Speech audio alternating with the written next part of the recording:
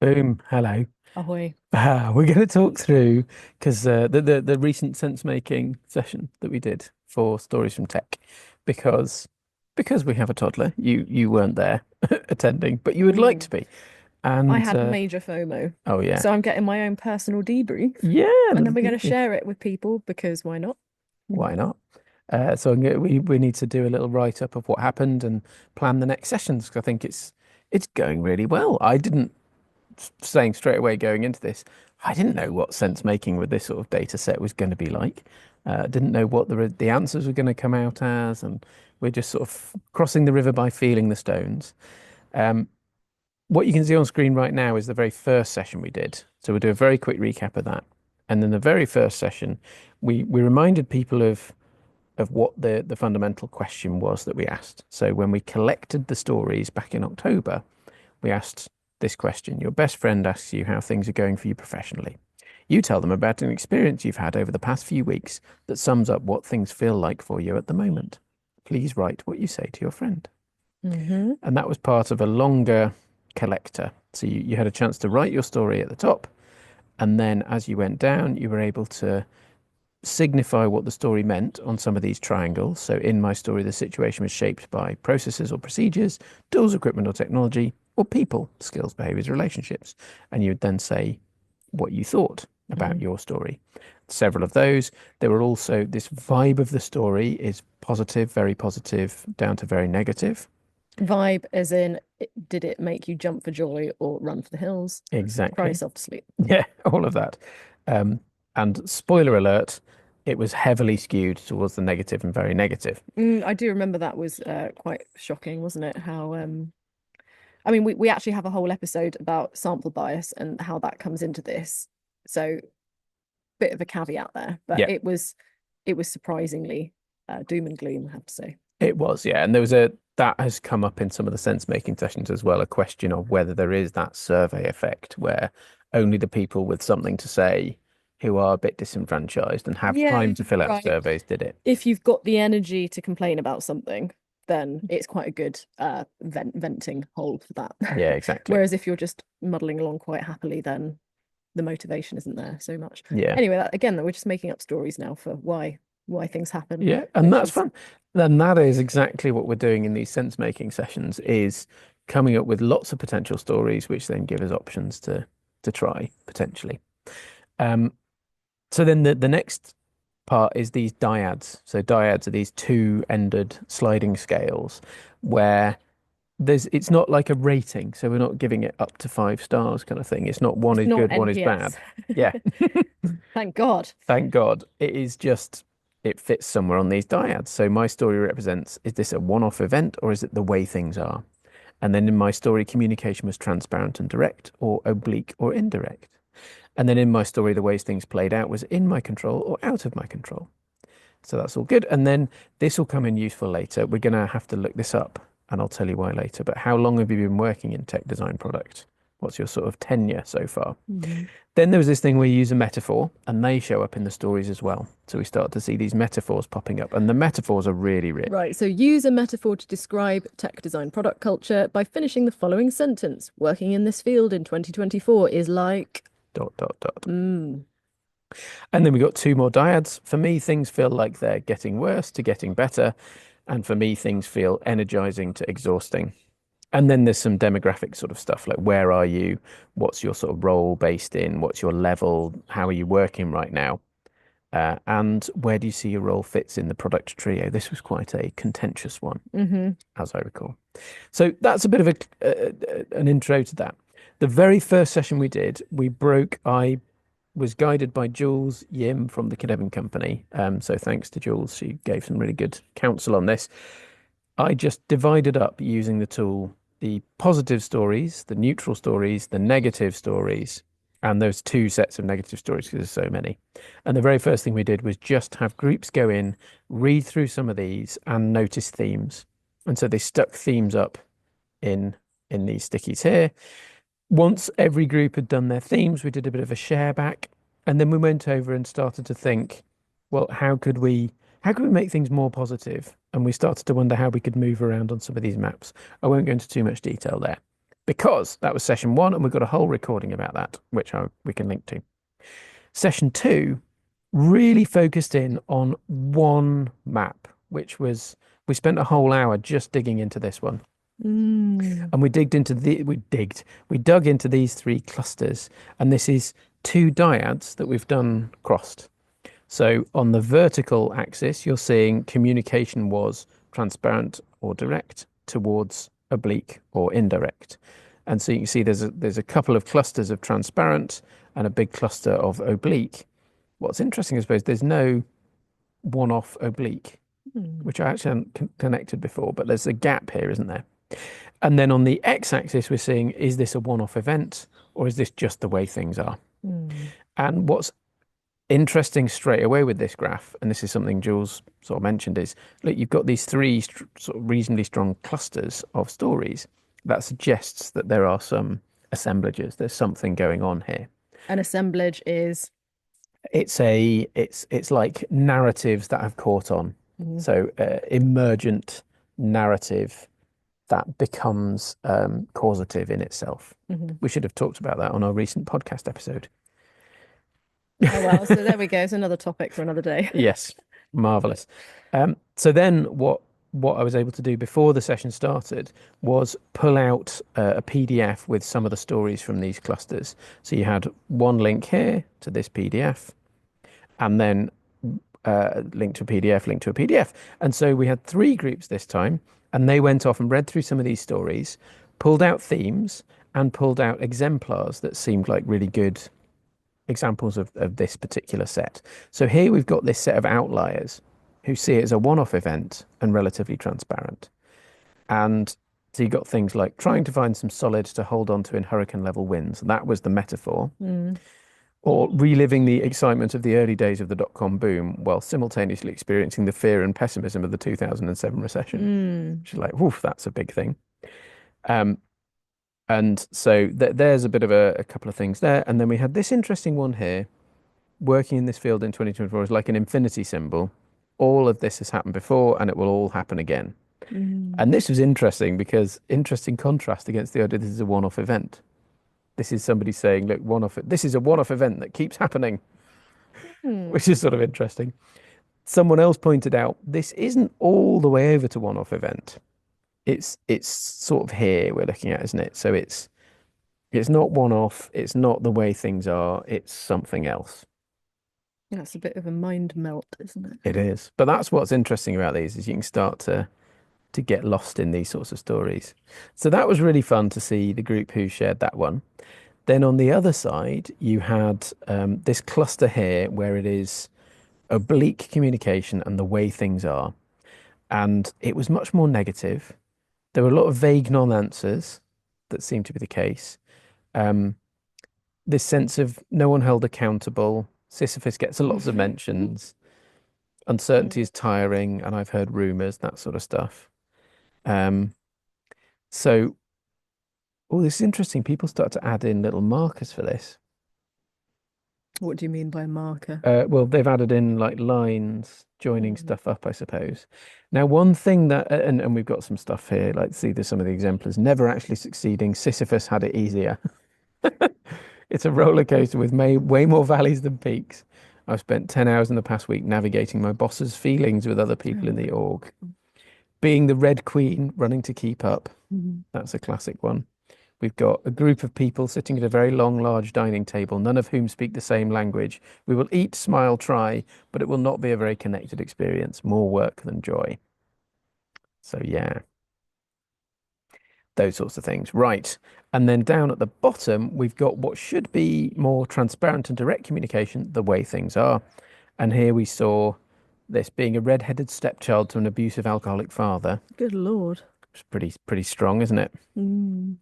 And this sense here of if you're willing to let a few user harms occur and just focus on the money. Um, and one of the being happy with one's pond since there's hurricanes in the ocean was another Mm. metaphor that popped out. And then we had being in a crucible wearing golden handcuffs. Oh, wow. Yeah. So pretty brutal. Now, one thing that really came out from the group that I remember was we didn't really see how the communication at the top was more oblique than the communication at the bottom, or this was more transparent somehow. That didn't Mm. really come across in the stories themselves. So it must be something in their contexts, which is not I was directly just reflected. wondering that. Yeah. So the story, yeah, I guess that things being oblique, well, it's a very kind of qualitative thing, isn't it? So I guess it would be quite hard to even be explicit about that, like Mm, whether something feels oblique or not. yeah. I mean, that would, you'd have to really handhold someone a lot to tell you how that manifested. Yeah. And I think one of the things that seemed to be coming out was the stories down here, they had sort of realized or accepted, or there'd been some event where it's like, oh, it's now clear. Whereas the stories up here were, this doesn't make sense, and I'm not sure why things are not working. But the overall theme that it was Troy shared this was he detected this sense of um, everyone on this side is kind of nobody's communicating properly, and it's all the boss's fault. It's they who are doing this. Mm. They are treating us badly, etc., etc.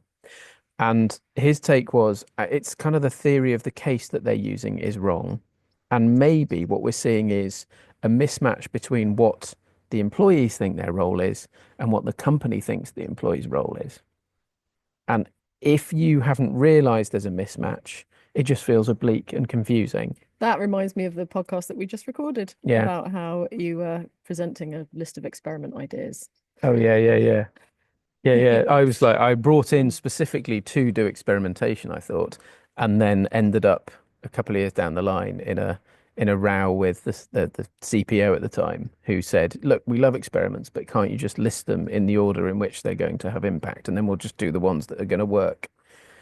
And it felt like this massive That mismatch. was a mismatch, yeah, But for I sure. suppose that was finally a transparent Mm. communication. Explained a lot, didn't it? Yep. So that potentially is what's happening on this side of the map with this up and down. What we realized was there seemed to be a much bigger difference between the right hand side and the left hand side. And this side, where it feels like a one-off event, there felt like more hope in those stories. So first we had groups go and look into these single clusters and come up with their thoughts.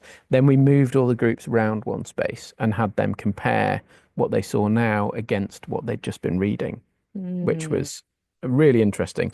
How do you know, and can you ever know, in fact, if the question was phrased in a way that didn't generate the sort of answers that you need?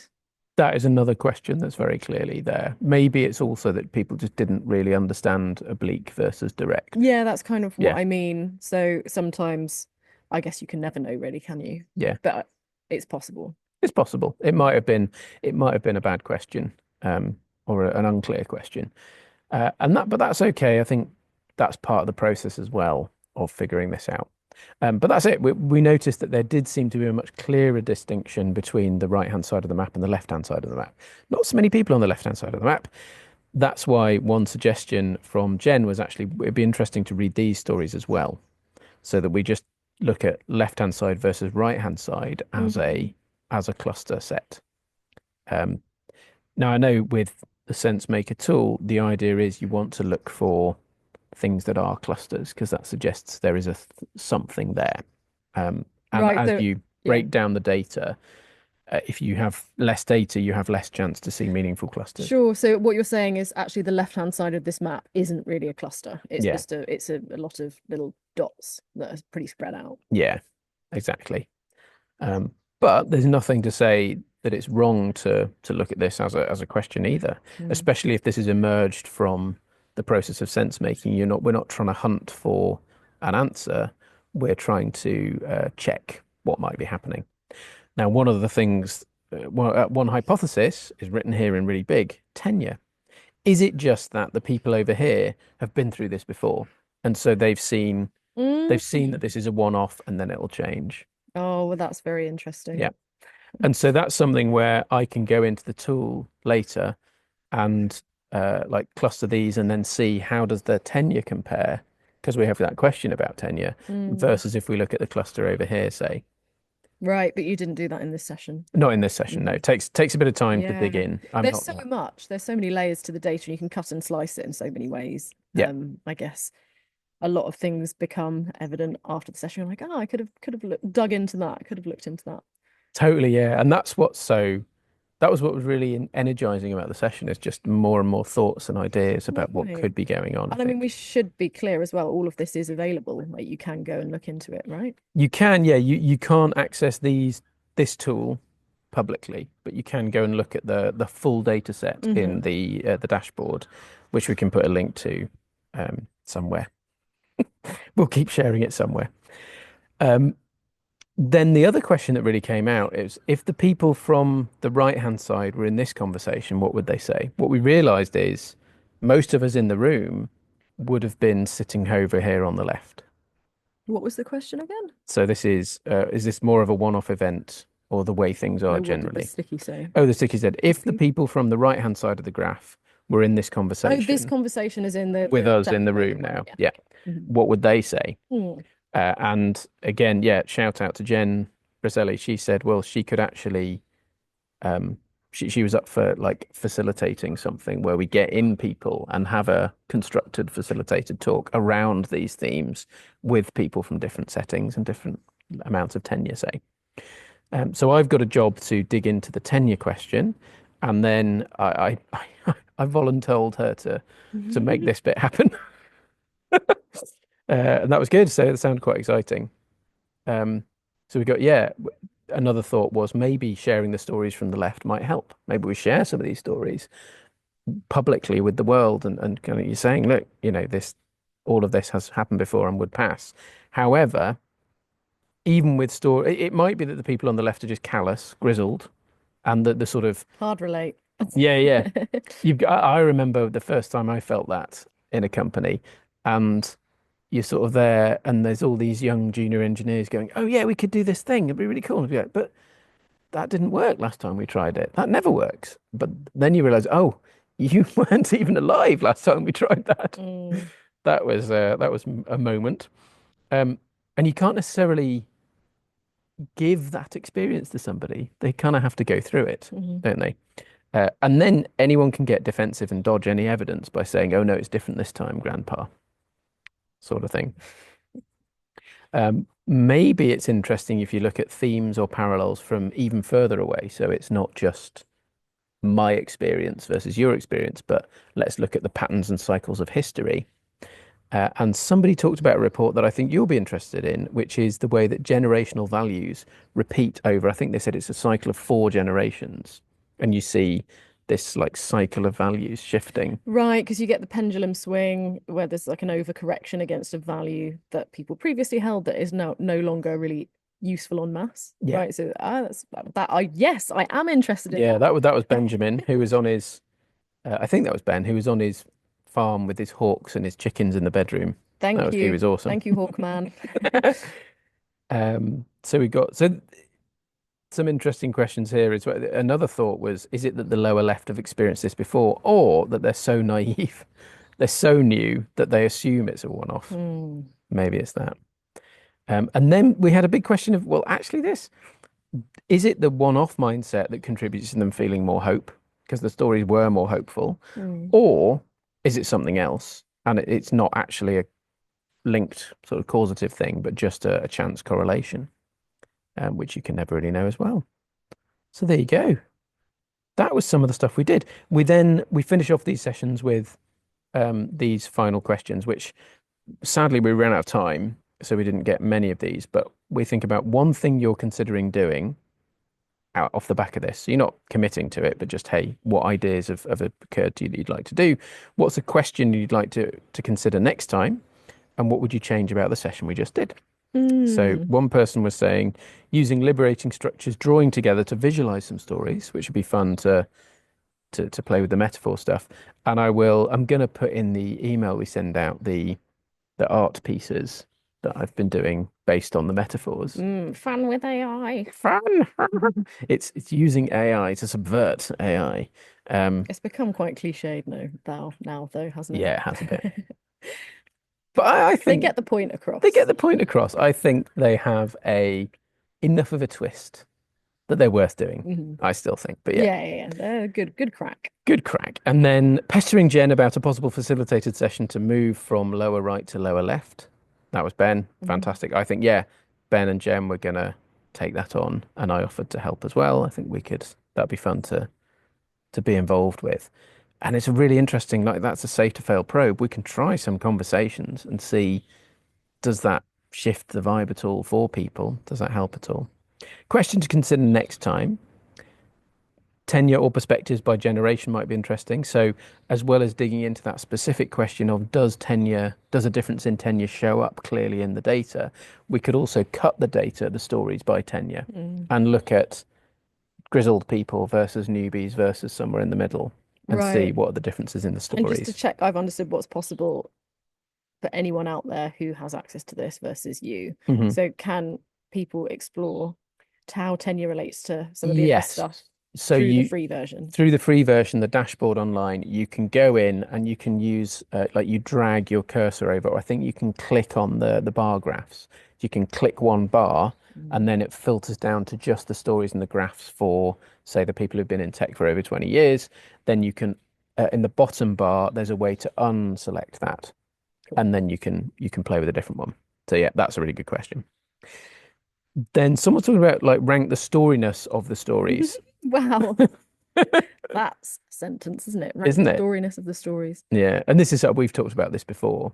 I was in a storytelling workshop with Ben Sauer, shout out to Ben, and I noticed that there were people who just couldn't tell stories. It wasn't the way they thought or Mm. operated at all, and other people who really just tell stories as a matter of course.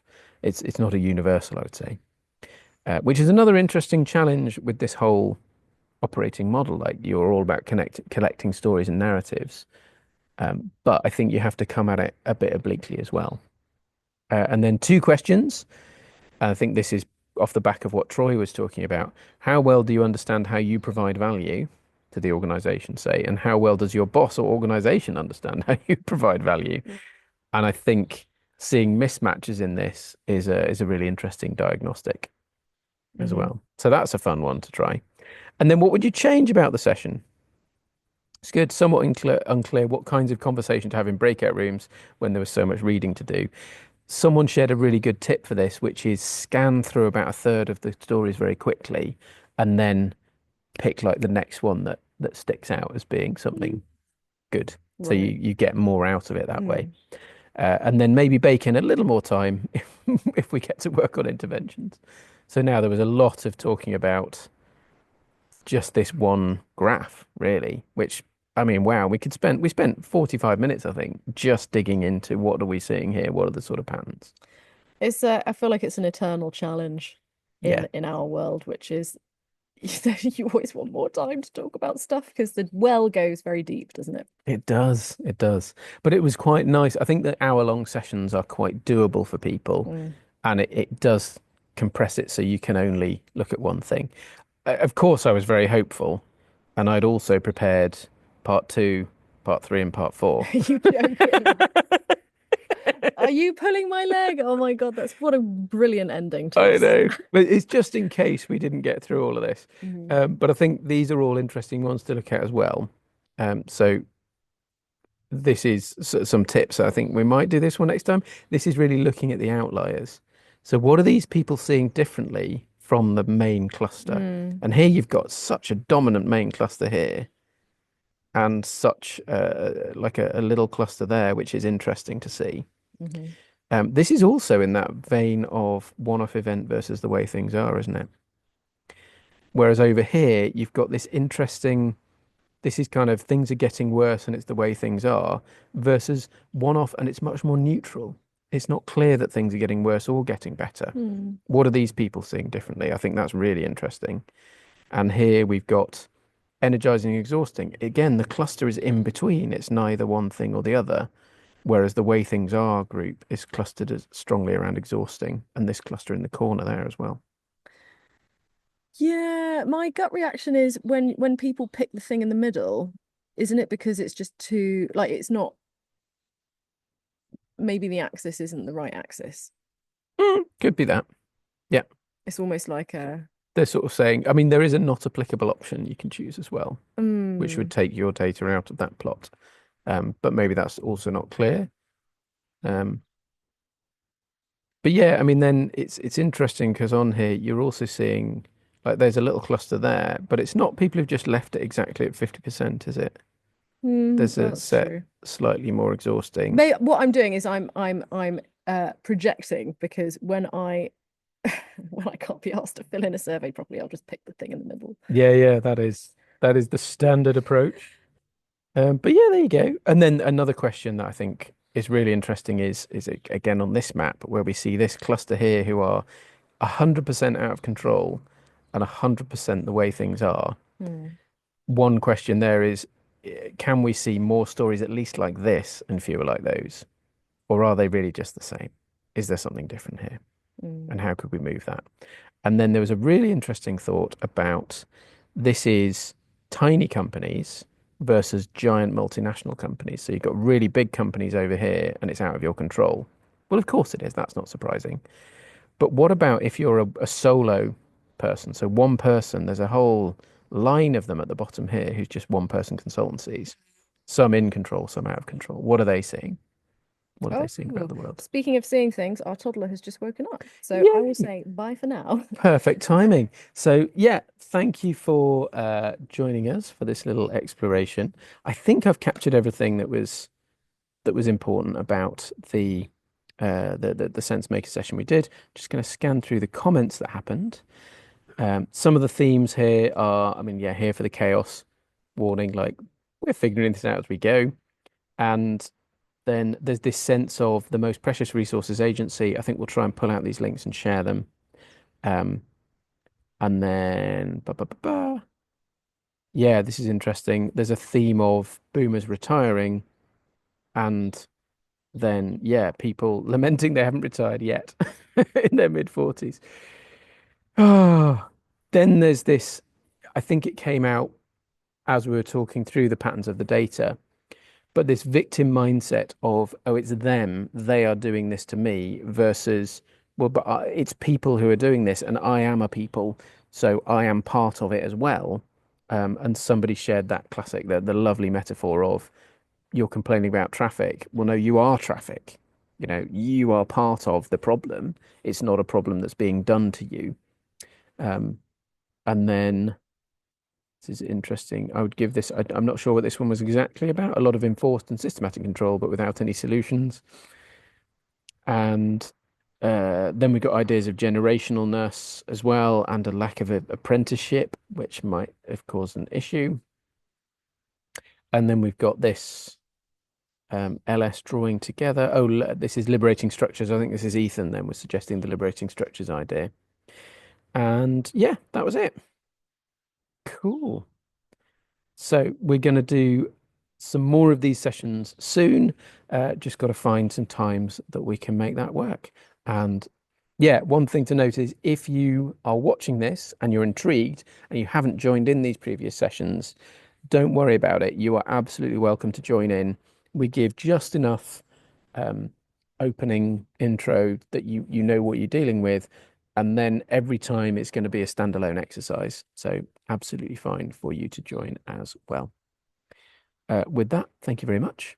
See you soon.